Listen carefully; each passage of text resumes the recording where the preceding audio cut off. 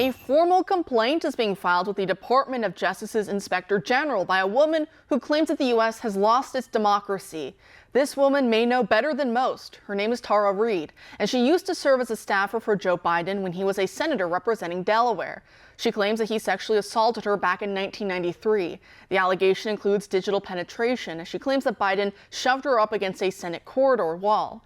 Now, despite publicly coming forward with her allegations during the 2020 presidential election cycle, being one of 8 total women to do so against Biden, she's not like other accusers who wait until a politically opportune time to launch their accusations, because Reade actually filed a limited report with the Congressional Personnel Office back around the time in which the incident allegedly took place 30 years ago.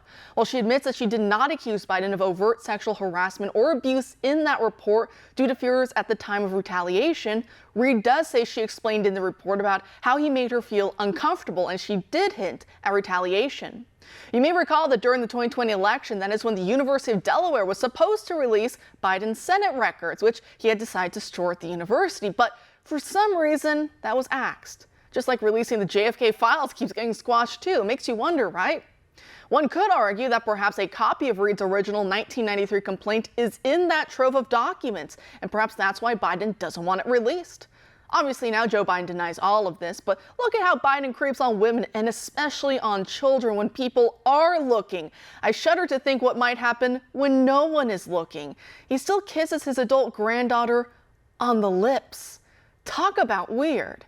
Anywho, going back to Reade's most recent complaint, Newsweek explains, quote, "The new civil rights complaint, which is not a lawsuit, was filed on Wednesday and requests an investigation into FBI practices that resulted in Reade, described within as a whistleblower victim of sexual assault with no criminal background or monetary motivation, becoming the target of a federal grand jury investigation and California criminal investigation even after she requested FBI protection from death threats. Her First and Fourth Amendment rights were violated," it claims. It also seeks an investigation of the extent of the FBI surveillance, including search and seizure activities, such as applications and issuances of subpoenas and warrants targeting Reade and her social media, communications, and financial accounts, in addition to disclosure and copies of all records and information associated with her surveillance under her First Amendment rights. All FBI records related to Reade are also requested to be expunged, end quote. Now, due to the harassment and threats she's faced, Reade has been forced to flee to Russia for sanctuary, like Edward Snowden before her.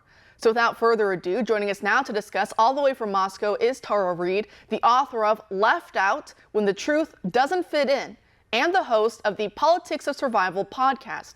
Tara, thanks for being here tonight. I know it hasn't been easy for you since coming forward on this, especially on such a topic like sexual harassment. It's not easy to talk about, so I do thank you for coming forward on this. And can you explain to our audience more about this new complaint that you filed with the DOJ's Inspector General Office?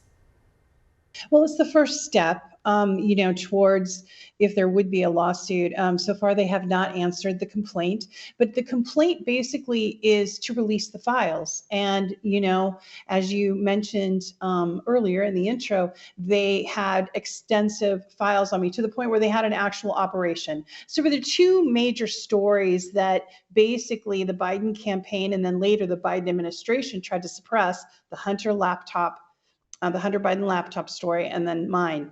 And those were both FBI actual operations. And so we're wanting to expose this because when you expose the files, those operations that they spend taxpayer money on have cross references. So there will be references to probably the what they were doing with other cases as well to get them suppressed. So it's been And to put this in terms where people, who might not know a lot about the FBI, what this meant was that, there was a FISA hearing, it's called, done on me, which is a secret hearing. And they think it was done in 2019 when I first came forward about Joe Biden publicly. And this allowed them to do search and seizures without my permission or knowledge. And they've expanded, unfortunately, that FISA law. So what I'm trying to do with this is bring attention to the fact that the Biden administration, the elite Democrats, are weaponizing the DOJ and going after political opponents.